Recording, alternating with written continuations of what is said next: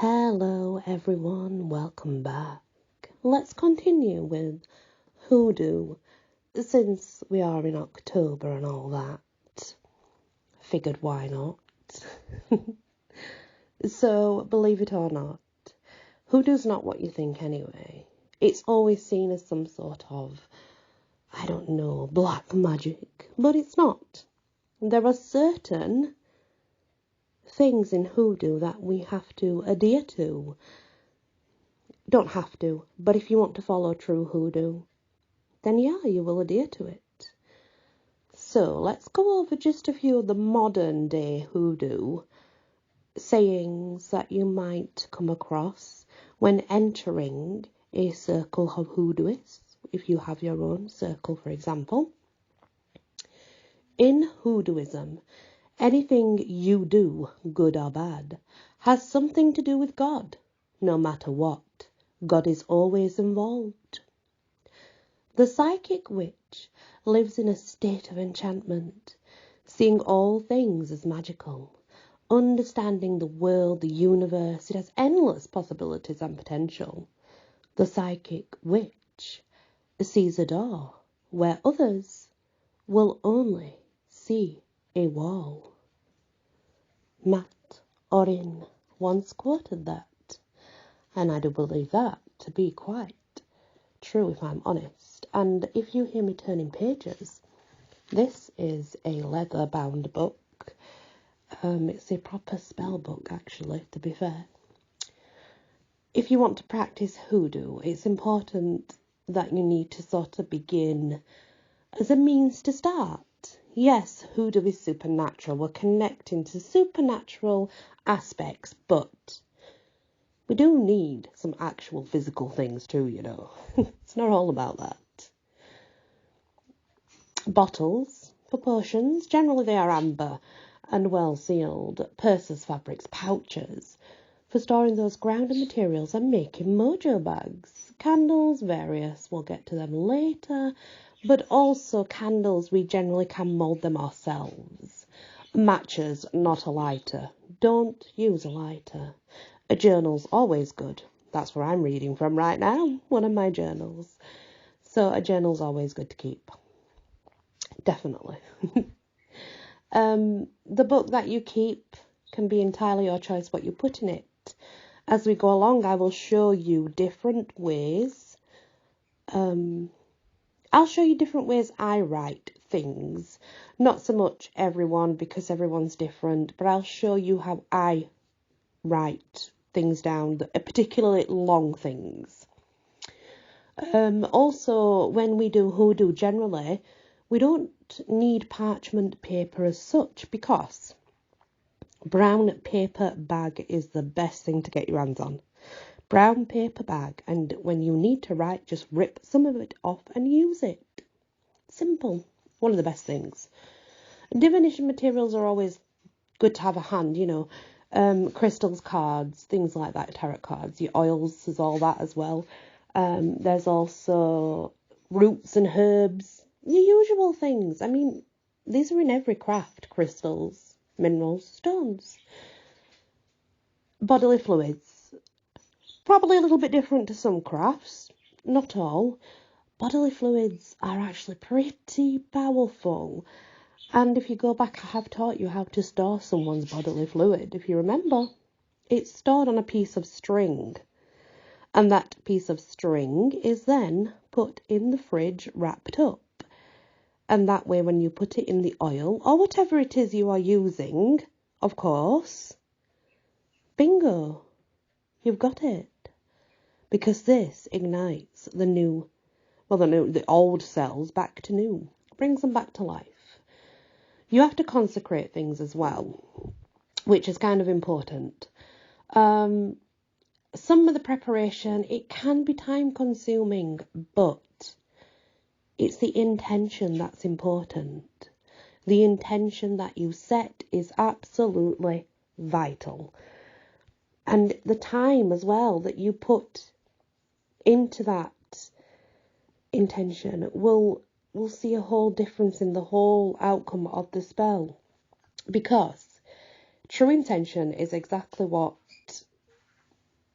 the power comes from. The magic comes from our true intention, but it's just worked through other things. It's important maybe also to have some incense to learn how to meditate. Incense is vital. Meditation helps just clear our mind. And it's one of the most common things done ever, really, meditation, to be fair. You know, clearing that mind and becoming, I don't know, I guess, just to have that free thinking where there's nothing that's in the way that's going to cloud your mind. To get in that state of mind is like it's just a good feeling. It's a good feeling when you forget everything else and you just shove it to one side. And remember, it's the art of conjuring. That's what it is. As we move along and we start to do these spells, 'tis the art of conjuring. If people don't face the danger that's seeking them, evil will find them first. Make no mistake on that, might I add. Now, what we will start with, I guess, is I've just sort of told you the basics that in Hoodoo, if you're wanting to practice it in a Hoodooist way, God is responsible for all actions. The Bible is important. The Psalms are important. Conjuring is what we're doing. Root work, conjuring, manifestation, intention. We're working with that. And we're working with the energy and the supernatural, and it's going to the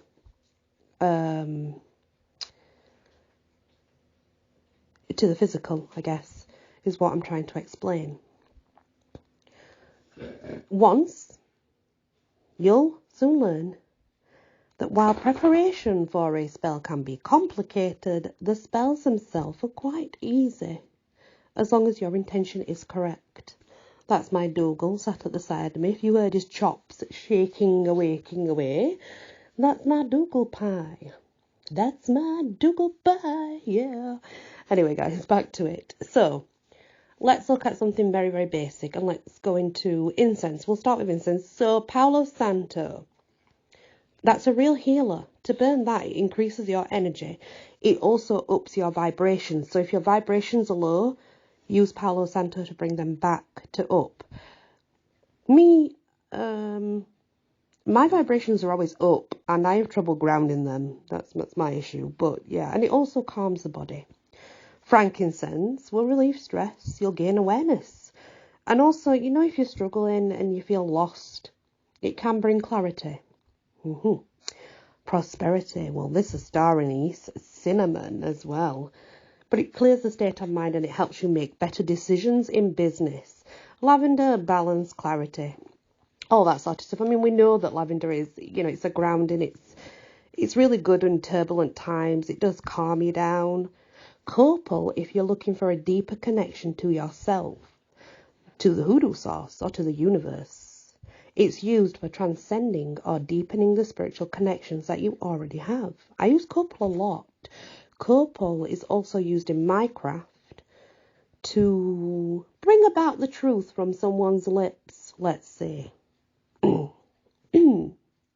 That being said, an all-around incense that can be used to bring positivity or pick me up or, you know, bring in more power is cinquefoil. That's probably one of the go-to ones, let's say, that generally people will pick up and go to. Though there is a spell for protection that's very easy, so I'm going to start you with this one because it is really, really easy. And I'll tell you why. Do you remember how we say we've got to get in that right headspace, right? We've got to bring that intention. Well, if you truly need that protection, like truly deeply need that protection, all you do is go somewhere where you feel at peace, where your mind's not going to wander, in nature, in the woods, near a stream, wherever you feel where you're not bothered. And simply repeat out loud, or you can say it in your head. Personally, it's better to say it out loud, I think, but you can say it in your head as well. Pater Noster di Sanctorum Maria Bella Angelorum. Pater Noster di Sanctorum Maria Bella Angelorum. That's all. It's that simple. Just have the intention and the faith in what you're doing.